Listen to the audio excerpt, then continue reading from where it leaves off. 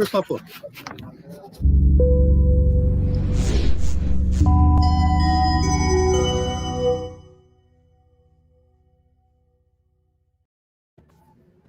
What's going on, guys? Welcome back to another Game Face Monday. I'm your host here, Arthur Early, with always Richie Bello. And today, guys, we have a great show for you. We have a treat for you. So make sure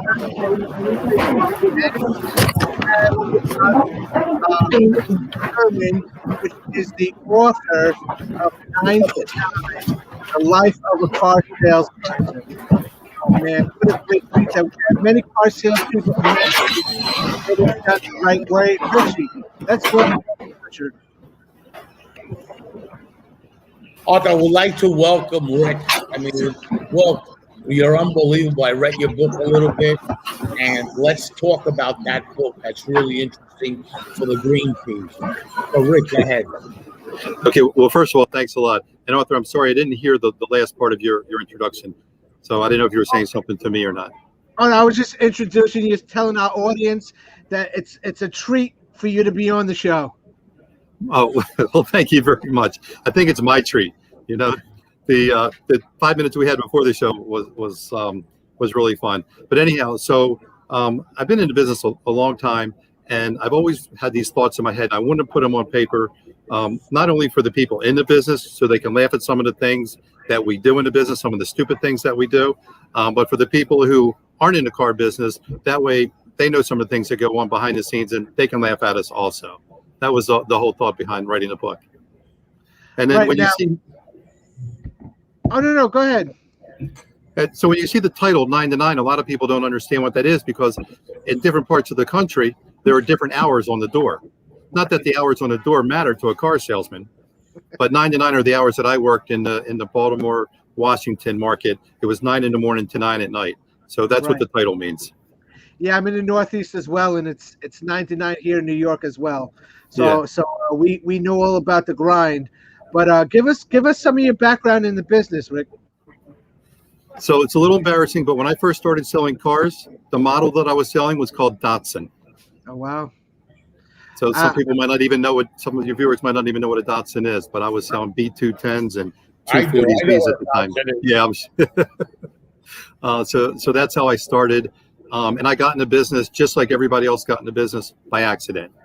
You know, it's not like you grow up and you say, you know, when your parents ask you, you know, what do you want to be when you grow up? A doctor or a lawyer? Nobody ever says, hey, I want to be a car salesman. Right. So, so I got into business, you know, by accident. And that's in the first chapter in the book, how it all started. Rick, I want to talk about your book. I read parts of it. Really hard for me to read, right? Because I'm dyslexic. And by the way, I'm traveling too, and I have your book. Oh, I gotta get it. I'm traveling. I got your book too. All right, and I just wanted to show you what I got. And the reason I have your book is because there's a lot of car sales guys that reach out to me all the time. And how they reach out to me is, I just started in the business. I'm having a hard time because of Fran Taylor. And I sent Fran Taylor that contact information. I mean, if he's watching, he'll see. I sent him a lot of guys to just start. And one of the biggest thing about your book is that green pea area that you have, you know. And I guess because you know about that, and first of all, you're a car salesman, but second of all, you're a trainer, right? By trade. Because if you have any knowledge in the car business at all, you got to be a trainer because you got to be a leader to help your guys, right? So training comes to us naturally, right? So tell me a little bit about that process. And do you have any content for these guys that are starting new in the business that, you know, need help? So yeah, I did a whole section on green peas. So green peas are people that are brand new in any business, right? They're green. They don't know what's going on or what to do. And when I started, and it's still sad to this day that when they hire somebody, they just say, hey, great, here's your desk, here's your office, there are the cars. Have you sold me anything lately? You know, it's they're set up for failure right from the beginning. So they need help. And the managers are too busy trying to figure out what they're supposed to be doing during the day. So they don't have time to help you. The other salespeople think you're a threat to them, even though you're not. So they're not helping you. So you're on your own. You swim or you sink, right? Sink or swim. Right. And I'm glad you brought that up, because the real definition of green, okay, is when you're green, you grow. And let me tell you why that definition is. Because when you're green, you're learning. As you have that learning curve, you drive your enthusiasm up. As you drive your enthusiasm up, you stay green. If you stay green, that's when you grow. The guys that don't stay green are the guys that don't grow. So Right. I know enough from the car business that I don't know enough. And the reason I say that is because we don't live long enough to know. The average age out there is 86 years old, right? So if you look at how long Earth has been around, right, it's nothing what we're here. So you're never going to learn everything. So that's a beautiful thing about a green pea. A green pea has to stay green. Even if you're a manager, you always want to be called a green pea. I take pride when somebody calls me a green pea, because that means that I know enough to stay green to grow and learn. What are your thoughts on that? I agree 100%. And the saying is, you can always learn something, and you want to learn something every day, which is why I still read books every day, every week, every month. I make it a habit to get a new book and to learn and to grow. You need to always be growing, otherwise you're stagnant. You're not growing. And the green peas, I like hiring green peas, because when you train them properly and you help them to grow, they'll do whatever you ask them to do. Right. Now, going back to green peas, Rick, now we all have our stories about our ties, right? Yeah. When you're a green pea, you sell your first car and you get your tie cut. Tell us a little bit about your first time. So the first car that I sold. So when you get the book, you'll read and you'll see I got into business because I was broke, busted, and disgusted, and I ran into somebody who gave me an opportunity. I mean, this guy bought me lunch. He bought me a suit because I didn't have a suit to wear. He offered to train me. The other salesmen were kind of mean to me. As a matter of fact, they told me that there was a training manager and he wanted to meet me. And to this day, there's no training managers in a dealership. Right.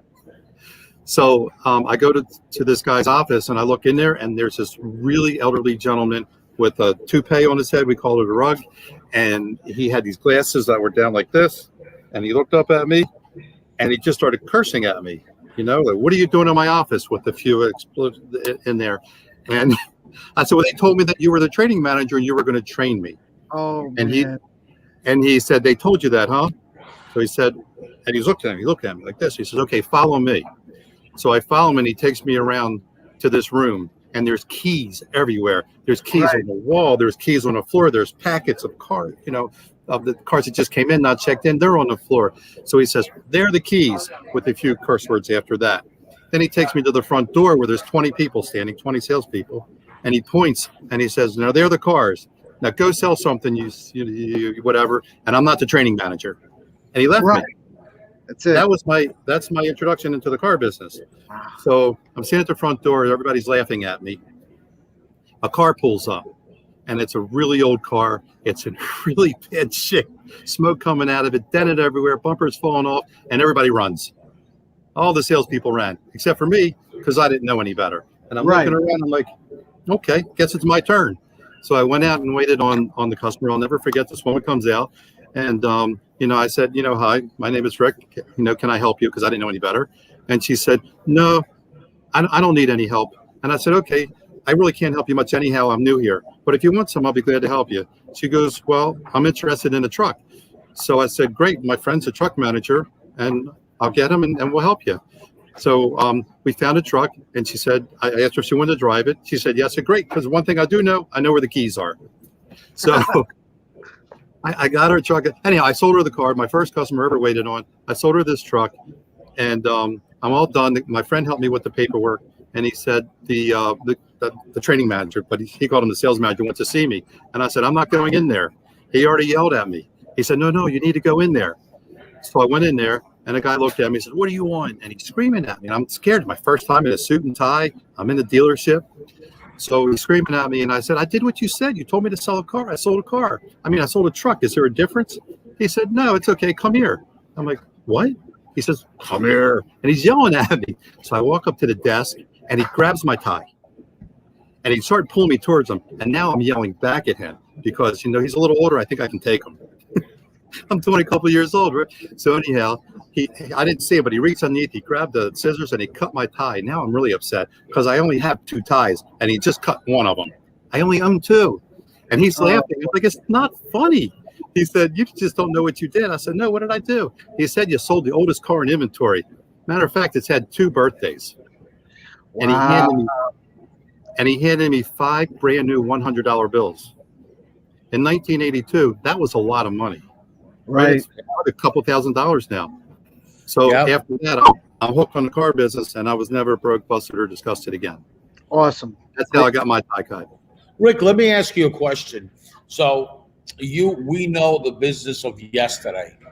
We know more or less the business of today because we're both on the road. Arthur's on the road too for my company and his. So we both know that, right? So where do you think we're headed tomorrow? What do you think we are based on the data you currently have of the road now? Where could we be headed? So like you, I'm in and out of a lot of stores, right? All up and down the East Coast. And they're all different. And each store has its own identity. It has its own feeling when you walk in. And they have their own rules, have their own dress codes. Some are still wearing shirts and ties. Some are in shorts in Florida. Some are in polo shirts. So they're all different. As much that has changed in the last 30 years, it really hasn't changed that much. And for the next 10 years, I don't see visits to the showroom going away. The more people want to do things online, yeah. Do we need to help them? Yes. Do we need to embrace it? Yes. It's just like, when the internet first came out and people were saying, oh, this won't last, or I'm not going to do this. You need to embrace it, right? It's just about building a relationship. They're going to do business where they want to. The customers are doing their own research now, right? They know what they want when they come in. So why are we making it harder for them? Just make it easy, right? Just assume the sale from the phone call, from the internet lead, or assume the sale from the handshake, right? As soon as they make the internet inquiry, it's like your other showroom, and it needs to be treated like your other showroom. The business hasn't changed. I'm really glad you brought that up, and I want to touch on a point here. So you have Shopsmart, right? So we have everybody's inventory, new, used, and CPO and new cars. So we're a data company too, right? So I have a retention tool. I track the VIN number, right? Don't track the customer, but I track the VIN. So all that inventory, I'm tracking it. When it gets sold, when it's not in your inventory, plus when it shows up in somebody else's inventory, right? So I'm gonna share something with you. Everybody's worrying about Carvana. Watch. The real person that's eating up everybody's market share, including the big threes like the Penske's and all that stuff, and Older Nation, all that's only one store. That's called Carfax. Based on the report, these vehicles are all showing up at CarMax all day long. CarMax is, rocking. Right now, they're opening up 2 locations in Long Island. And people are thinking it's Carvana when the truth of the matter is it's CarMax. And CarMax is right in your back door in Delaware, right? So Virginia's their headquarters. They are eating everybody's lunch and continue. And it's real simple why they're eating everybody's lunch. First of all, they got a virtual BDC, okay? Second of all, they got a cash offer right on their website. Third of all, they're delivering a car, digital retail, within 72 hours anywhere. Right. That's it. That's all. That hasn't changed either. CarMax has been doing this for a long time. Right, but now is when you're seeing them penetrate the market. A couple of years ago, they weren't as what they're doing unbelievable numbers. And the reason they're doing these numbers is because they keep moving with the time. We all know about BDCs good. But the virtual BDCs are really the stores that have them, we see the numbers. And that's, numbers don't lie. You know what I mean? Numbers don't lie. That's right. And people are afraid of the virtual BDC. I am not. As a matter of fact, We have installed that in a couple stores right now, also a virtual BDC. So we can talk about that at another time too. Carvana is losing money every month. They don't have the whole program. They have some of the process, but they don't have it all. They have zero customer service. Zero. CarMax has customer service. That's why they're doing so well. Service. And they have a retention tool, okay? Yeah. So when you buy a car there, they don't worry about, like, they keep talking to that customer. They following up that customer, and the word of mouth is getting, because they have a retention tool. I mean, and their average cost is about $165. Which is nothing. Like, you got stores like Paragon that's like a hero, but he's really not, compared to him, he's not a hero, okay? Right. Because CarMax is eating their lunch. And, you know, that's something to talk about when dealers I hear a lot of dealers, a lot of general managers, oh, this Carvana, I would have wished they would have never been out there. They're not doing anything compared to CarMax. No, they're doing nothing. If they're worried about Carvana, if they're worried about with the Zoom, you know, with the commercials they have on TV, that's their fault. That's their insecurities. No. It's like not even an issue. Rick, I wanted to get back to the book a little bit. Now, you know, Richie, myself, you all know that being a manager is not easy.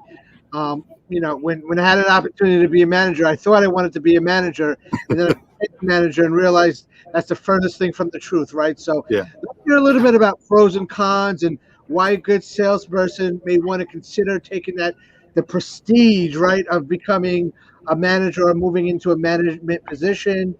You know, and when it comes to that, you know, like I said before, I thought I wanted to be a manager, but when you step into that management position, I was a finance guy. You know, that's ultimately where I had my most pleasure and passion in the dealership. But as a manager, you know, you have to deal with a lot of different personalities at the same time, and you know, it could be a pro and con of being a sales manager, a desk manager. And I just, you know, would like you and Richie to talk a little bit about, you know, the pros and cons of being a upper level manager in a dealership. So it's a great subject. It's one of my favorite subjects. It's one of my favorite chapters in the book also. I did a chapter on managers. And I recently had somebody call me and asked me if I could help him find a management position. He's never been a manager. Guy's selling 18, 20 cars a month consistently. And I'm like, why would you want to change that? Right. You have a great quality of life. You control your quality of life. You want to give that up to be a manager where somebody else controls you, controls your life, and then you're dependent upon other people instead of being dependent upon yourself. So it's not everything it's cracked up to be. It's not as prestigious as it looks.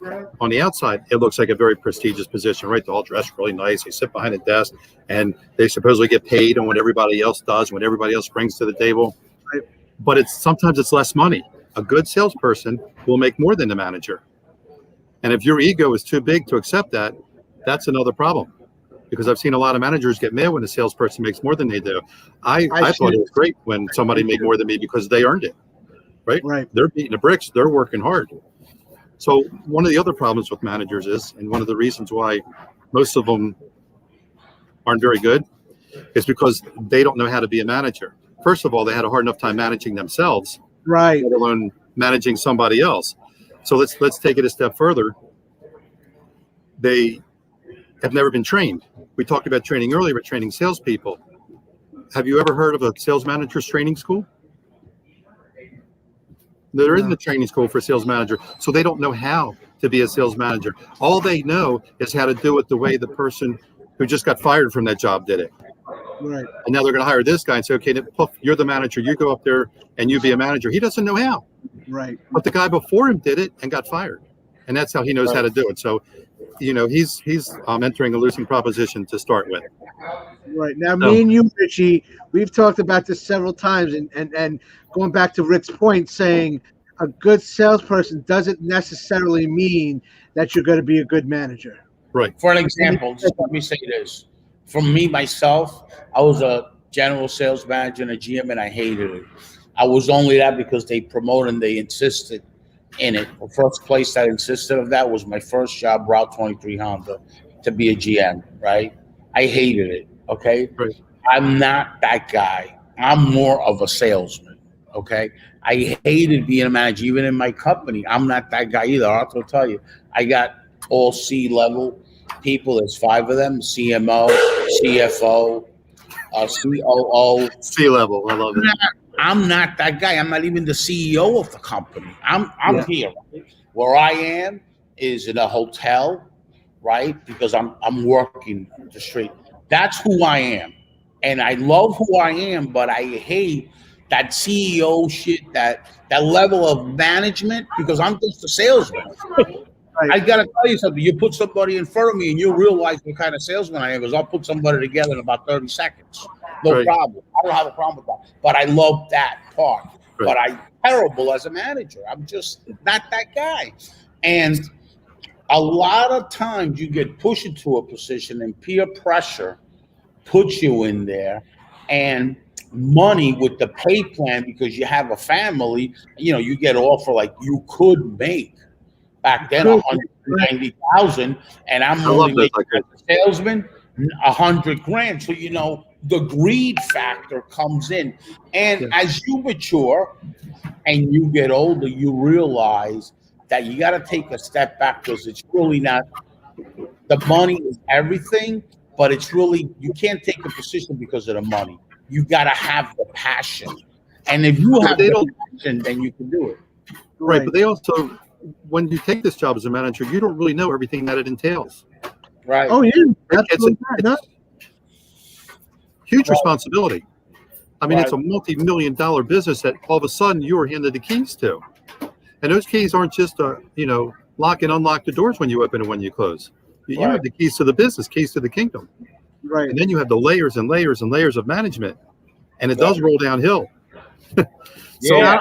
I've been a finance guy, pretty much my whole career. And we had a situation where the sales manager got into a situation and I was called upon to run the desk, run the floor. So, as much as I didn't want to do it, I thought I wanted to do it. And then I got a chance to do it. And now I'm dealing with 16 different personalities.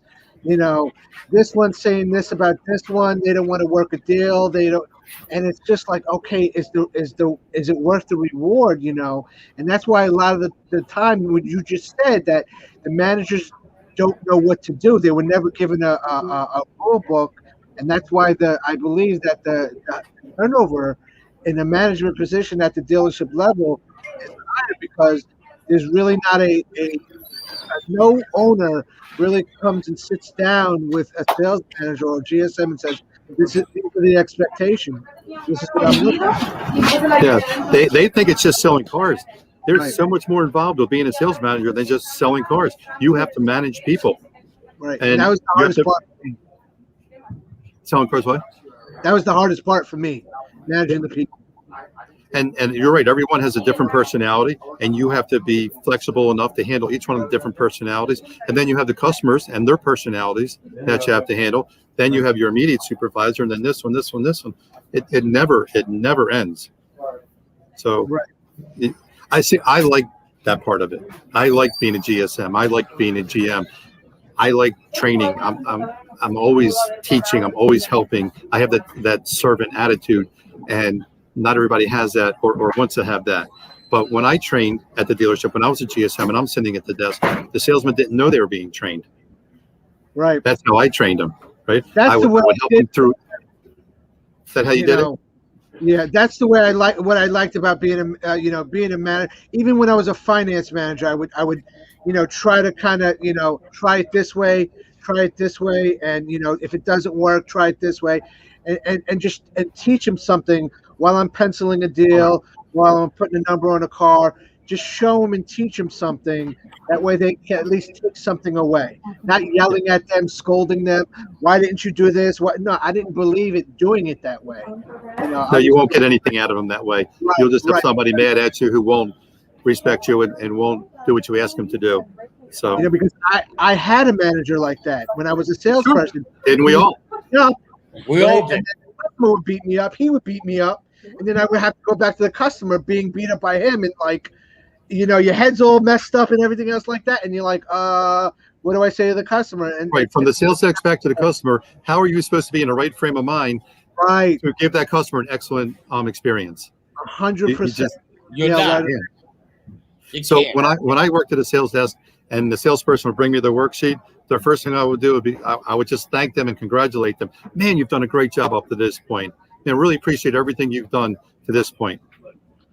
I know it's not easy, but you're here right now. Let's work a deal. I'm ready. Are you ready? Oh yeah, man, I'm ready. They're going to buy a car or they're not going to buy a car. So I would train my salespeople when they would bring me a worksheet. I said, listen, man, you have two ways to bring me that worksheet. You could bring it up and say, oh man, I've been with these people for 2 hours. They're not buying anything. It's your turn.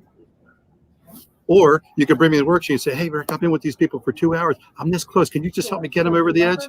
Lie to me. It's okay. Right. But I'm going to go out there, pound on my chest. Yeah, man, I'm going to close them for you. But if you come up and tell me they're not buying a car, come on, man. Let's be positive about it. You have two ways to bring that worksheet up. And you know I loved every bit of it. And in your book, clearly, there's a lot of experience that you have, but there's a lot of motivation behind your training, right? Because you came from you are in the car business, but you came from back in the day where Jackie B. Cooper and Bob Cohen and all these guys that I was exposed to, right? With ASTN. I don't know if you remember that. Yeah, ASTN, sure. Yeah. Okay. So Automotive something TV network. Yeah, Automotive Television Network, right? Automotive Satellite Television. We used to watch Stuker all the time. Stuker, Bob Cohen, Paul Cummings. I can mention because I lived on that station. I actually lived in that station because when I started selling, I knew that it was a very lucrative business and it had to do with knowledge. Yeah. It had to do with how you take a customer and take it from A to Z. And I knew that from the get-go, right? Because I was lucky enough to work in a dealership where upstairs was the conference room, International Honda, and their training program was go upstairs and watch this. And they ordered a manual. So that's how I started, okay? Well, so, we had a training room with I think it was VHS tapes, and they would say, go in there and watch these tapes. Right. That was our training. Yeah, well, product knowledge. Well, our room was Well, it wasn't about product knowledge. They didn't have that back then. Oh, it was training. Okay, so we were Automotive Training Satellite Network, which was ASTN. And all the trainers, all the guys that are there, that are out here more or less on Lightspeed and have the virtual, they were all the same guys over there with the same. It's basically the same content. We all learned the car business from one guy, right? Jackie B. Cooper. That's it. And now the content's got, it just got better because you came up with something and put a spin on it. I came up with something. It was all agree and overcome. It was all the same, right?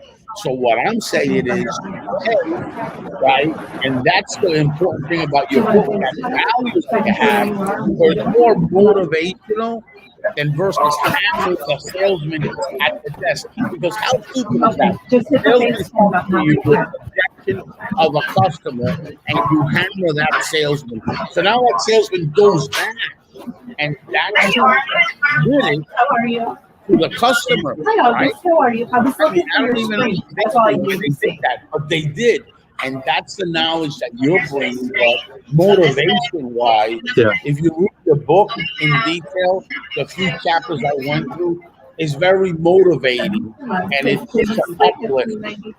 So did you read the part about how to retain your customers? Like you were talking about that earlier with CarMax. They retain their customers. They keep in touch with them. So there's a piece in my book about that. When I first started in business, somebody told me that if you keep your name in front of your customers 4 times a year, you'll have enough repeat and referral customers where you won't have to be standing at the door waiting on them one at a time. So in the book, I tell you, how to do that. How to keep your name in front of your customers. Right. And with the problem that we have is we forget that they're customers. We think we're only going to sell them one car one time, and we're never going to sell them again. If you take it as the B2B sector, right? It's about relationship. You're never going to go into a dealership or call somebody. They're going to say, "Oh yeah, Richie, I want your product now." It's not going to happen. It's about building that relationship 6-8 weeks and then getting a conversion. Well, if you take that same philosophy and do it on the retail side, a salesman will deliver 100 cars a month, because that's what it's about, relationship.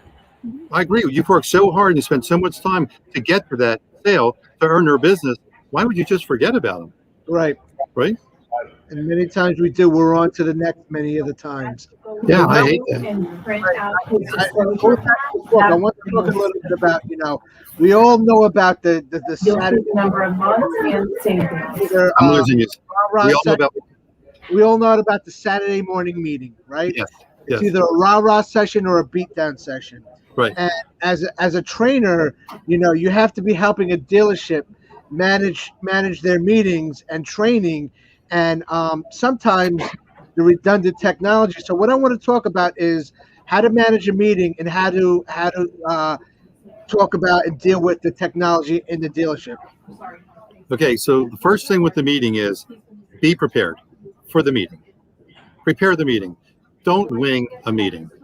There's nothing worse than having people take time out of their day to come to a meeting and you don't have anything to say, but you're just saying the same thing over and over again. Be prepared. The technology is great. Now we have conference rooms set up with overhead video and screens with everything on it that you want to show. One of the best meetings I went to, we launched a store a few weeks ago, and I was there for their Saturday morning meeting.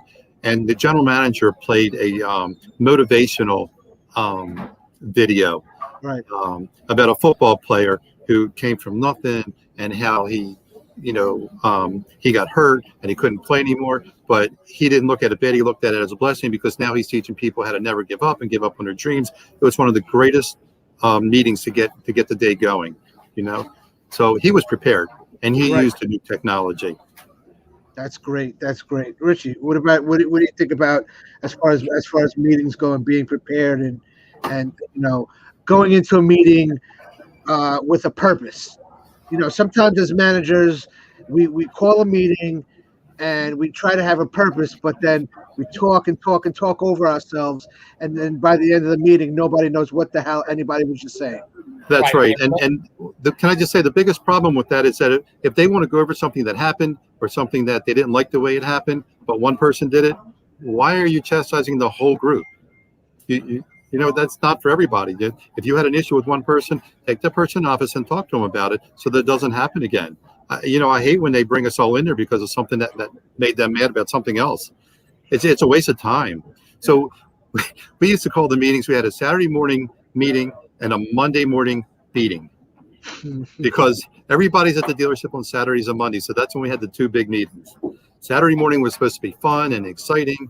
I'll make sure everybody knew what the advertising was, what they advertised for that day, so that we can get our 20, 30 cars out that day. And Monday morning, no matter how well you did on Saturday, they just beat you up. They found fault with everything. So that's what they were called. I got to say this. When I was a manager, I never had any no Saturdays meetings. I had a Saturday meeting every day. I had 6 days a week meeting for about an hour. The reason was I was basically, when you're a salesman, you're an entertainer, right? So when I was a sales manager, I was an entertainer too, right? I sold myself and I motivated them playing games and doing this and doing all kinds of stuff. I didn't believe in Saturday meetings, because Saturday's meeting, what are you trying to tell me? You only sell cars on Saturday? Try explaining that to my dealer principal. It wouldn't work, right? That's our sale day. What are you talking about? The rest of the week, I don't have to sell cars, right? No, it's every day we had a sales meeting. And that's the problem that there is today, that nobody really understands, that every day you're supposed to have a sales meeting and never a beatdown meeting, right? Because it's motivate, and keep motivating, just like bonuses, like spiffs, spots, and all that. I used to do it every single day, Monday through Saturday. We were only open back then Saturday, and Sundays we were closed. You're a little better than me. I would do it every day also, but not for an hour. So every morning, I'd have all the salespeople come up to the sales tower, and I would train them, and they didn't know they were retraining. This was 10 minutes or 15 minutes every single day. The first thing I would do is I obviously was the first person in the dealership. I was here before they were, and I would have all of our CSI surveys that came in that day, I'd have them printed up and I'd go over them with them. And 99.9% of them were excellent. So that was a great way to start the meeting because I would give those out. I'd highlight what the customer said. I'd read all the great comments from the customers, and we would talk about CSI. So my thing in the stores was I want to compete nationally for CSI, not locally, right? So we always had great CSI because we're building, a world-class customer experience in the dealership. And then I would talk about whatever I had planned for that day that I wanted to talk about. They were being trained and didn't even know they were being trained. And really, it's roll call. It's to make sure that they're in the mindset to sell cars that day, that they've already had breakfast, they've already talked about lunch, they've already talked about the sports that happened the night before, and we're here to do business. We come to work. And that's what my morning meetings were about. And they were all positive. There wasn't anything negative. A lot of these guys that I see in meetings, they don't even when I had my meetings, I always had an agenda. I mean, a real agenda, written down agenda. And yes. I made copies and I gave it to everybody. We had in the dealership mailboxes. So I used to put it in everybody's mailbox. And they don't do that. So I go a lot into stores and I tell the salespeople, because how you really find out about a store is ask the salesman. He'll always tell you, right? Always. And, they say that they only have meetings on Saturdays, and it's really about how bad they did that week. Right. It's no. I mean, what are you kidding? I mean, I hear that and I just walk away. Really, I gotta be like, wow, I feel bad for these guys. So when I read your book, I said, I always like to give back to my industry, because I really am in love with what I do, right? In my industry. I agree. Same. Your biggest thing is there's so much information about what you should do, the right things to do in your book, all right, that you got to get out there more, man. You got to get out there like to the 30 car group. I'm going to invite you on there. I want you to meet Fran Taylor. We're doing a workshop, me and Fran Taylor. So I told Fran to invite you over. He wants to talk to you because I met Fran. We know Fran. Okay, so Fran told me, okay, great. So, there's so much, what you bring to the table is so big. Thank you. And so much. You're like, like an angel, like somebody that really knows. And, I can't believe that I've never had a chance to engage with you, right? But I really look forward and keep engaging with you because based on the book, you're a motivator. Based on, no beat down. You believe in doing the right things, and you believe in doing peace. Anthony Santangelo, right? Yep. He's a really good friend of mine. It's a guy out there that I have a lot of respect for. We know Anthony also. The reason I have a lot of respect for him is because what he can do in the interview process, bring that person in and develop a salesperson. Okay, so he's the proof of that salespeople are not born, they're trained. Right. He's the living proof, okay? There's always been a conversation about salespeople are born, they gotta have talent. I gotta tell you, with Anthony, I've changed my perception a little bit on that. Salespeople are trained. Yep. Okay. And I believe that too, especially in the industry today, because it's all relationship selling, it's all about building a relationship, and we can train you how to do that. Great segue, Rick. Speaking of training, tell us a little bit about your training style. So I'm a little different than most of the managers out there, and to a fault, I give people a lot of credit. I believe that most people are good inside and they have good intentions, so I give people a lot of credit. But I do prefer somebody who's, like we say, how they're green, and I want to train them and I want to help them and I want to help them to grow along. Listen, guys, it's not rocket science that we're doing, right? We're selling cars. It's a great profession. It's a clean profession. And when I train these people, I tell them and I teach them that they're working for themselves. This is your own business. You need to set it up like your own business. The dealership provides you a desk. They provide the product. They advertise for you. The rest is up to you, right? Right. So that's how I train. I train them on the basics. I train them on treating people by the golden rule, right? The way you treat your mother. That's how you want to treat them. That's my golden rule. Hey guys, I'm 85 years old. God bless her. This is the book you get. I'm traveling with it now. I have it and I travel because I'm reading it. And I'm really bad with dyslexia. I have really bad dyslexia. So I read a little bit.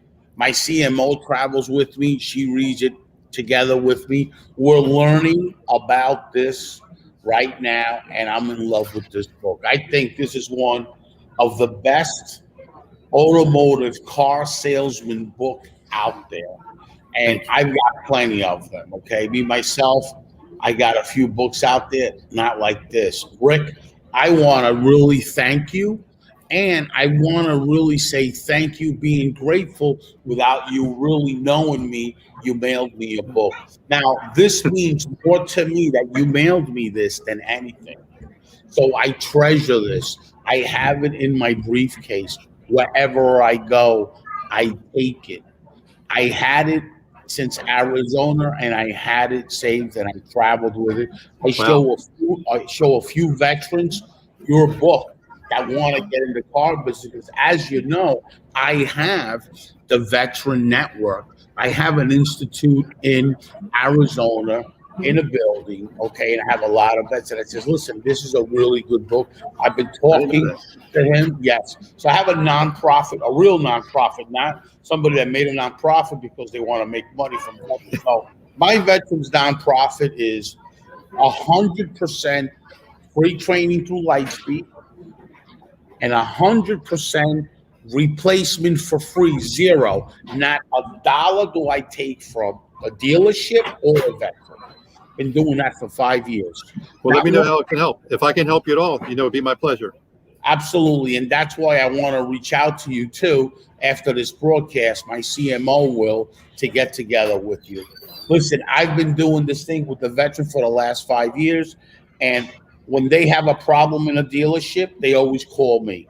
Right. I mean, and I always try to take care of it. If they know me and reach out to me, I try to take care of it. In Florida, there was a little bit of a problem in the store. We took care of it. The veteran's very happy right now. That store really stepped up. Okay. Great. But my nonprofit is about training the vets and putting them in place. I'm going to make this announcement here because you're here and Arthur's here.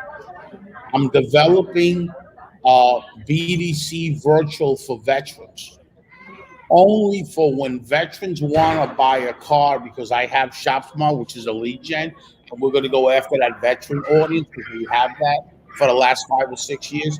Only to make appointments for dealers, only for veterans. I'm not interested in doing that for dealerships. When they need an appointment, that veteran in the institute is going to make that appointment so they get handled right.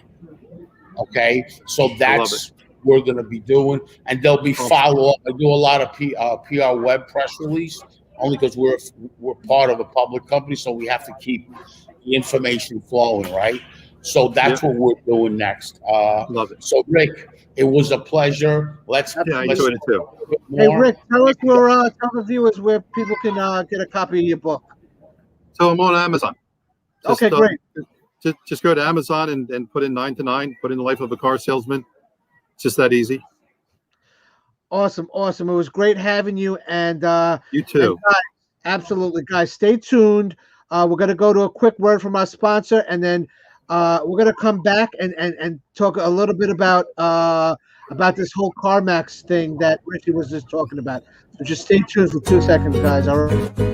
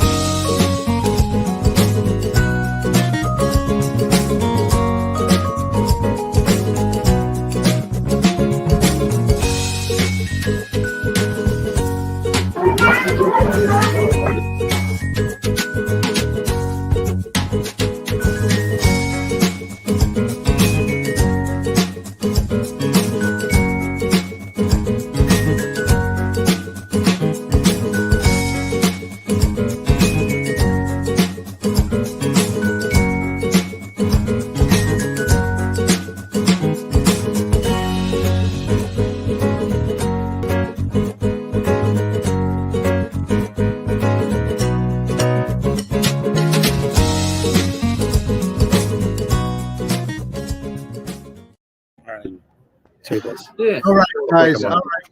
So earlier in the show, we were speaking about CarMax. Richie, give us the scoop on CarMax and what the dealers are talking about in regards to what's going on with CarMax. Building dealerships over here in Long Island. Here's what it is. A big player that's coming to Long Island, which is where we're from. Okay, they bought 10 acres or 15 acres of concrete building right there in Midtown. They bought another building. It's a big player that's going to start happening. Okay? So I want to follow this up with Game Face next week. I have a bunch of data about CarMax and the market that they're taking on. And they've taken on a lot of market share from Long Island already. Now here's the thing, we're going to be there. Okay? So our dealer partners that we do business with, we have to make them aware of what's going on. That's all. And you know, it's just used cars with them, right? Right. They've sold off all the new car franchises they had. Yep. Correct. And used cars is where it's at, because they're hitting CPO, like they're gonna hit that. And by the way, They'll have their own, I make an announcement here. I've been working with a new company that has independent CPO. Okay, certified pre-owned for independent dealers. We're coming up with a company, and that's going to be. I want to announce that next month. We should talk about that too. Oh wow, Yes, wow, that's going to help our independents. Yes. Yes, Okay. absolutely. Guys, have a good day. Thanks a lot. I gotta go off. All right, not a problem, guys. All right, listen. I hope you guys enjoyed the show. Rick, absolutely great having you on the show. I hope you can, find some time out and come back on and tell us a little bit into the book. Tell us a little bit more about the book. We'll have you back on the show. With great guys. There's a few more chapters we could talk about, Arthur. What's that? There's a few more chapters that we could talk about. Yes. Oh yeah, we could talk about a whole lot. So that's why we're going to get you back on the show. I'm sure the audience like that. We're getting some great feedback over here about the show, guys. So for those of you that Anybody asked about my shirt? Oh, what is that? Say Northeastern. Okay. Yeah. Which got My daughter's a coach there. She played there in college. Now she's the assistant women's ice hockey coach. Today they just got ranked #1 in the country. They're the best women's ice hockey team in the country. Oh wow, that's great. That's great. Northeastern. Check it. What is the name of the team? Northeastern they're the Huskies. The Huskies. All right, guys, go check out Northeastern Huskies and make sure you give them a like over on Facebook, guys. So, guys, once again, Arthur Early signing out. Enjoy your Game Face Mondays. Bye for now.